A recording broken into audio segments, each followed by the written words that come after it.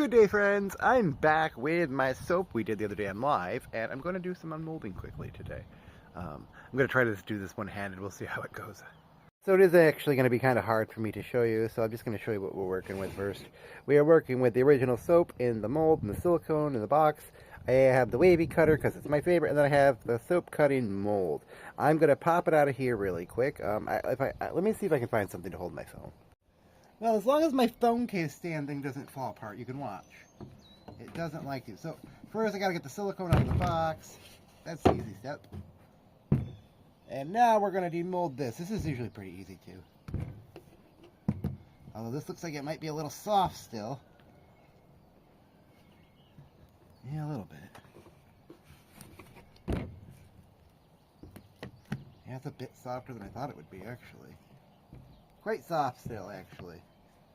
Could have let it go a bit longer, actually. That's really soft. This is almost like a putty still, actually. That makes sense, though, because only the top's really got. This is why we're going to cut it now, though.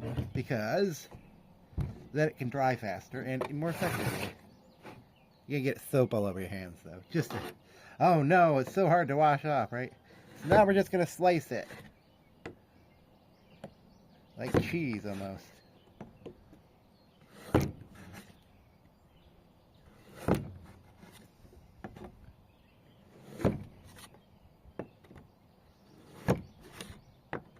Hopefully my phone doesn't fall over. It's getting close to doing it.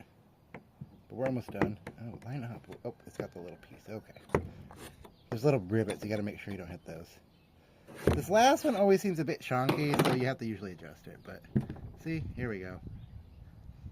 Ooh, it smells really nice. I messed up. I didn't put any parchment out here yet, though. So I have to get that out here because they will stick together, kind of. But now we just got to get my rack. I actually have a metal rack I use. And then I'll let them air dry on that for about 6 to 8 weeks. But just trying to get them all out of here, and then I'll set them so that we can get them on the rack quick. And then I'll cut this last piece really quick. Because it's a bit chonky. It's a chonky boy. I like that. Ah, man, now it fell over. That's okay. It's a chonky boy, though. I don't like them quite that thick. So we'll cut it in half. We'll cut it into little pieces. Now I have a little bit of a smaller one, and then I have this one. And then usually after they do get done drying all the way, I will cut the ends and stuff and make it look a little more uniform. But there we go. I'll go with the rack. So now I'm just going to put them on the rack with my previously drying soap to let them air dry for a couple weeks and rotate them as needed.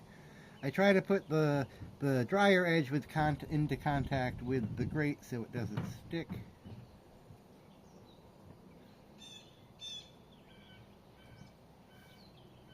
These ones are quite yellowy green. I'm loving it.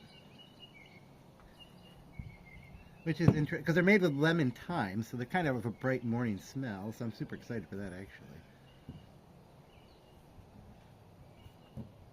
But there, yeah, there's the whole soap making process. Now they just have to dry.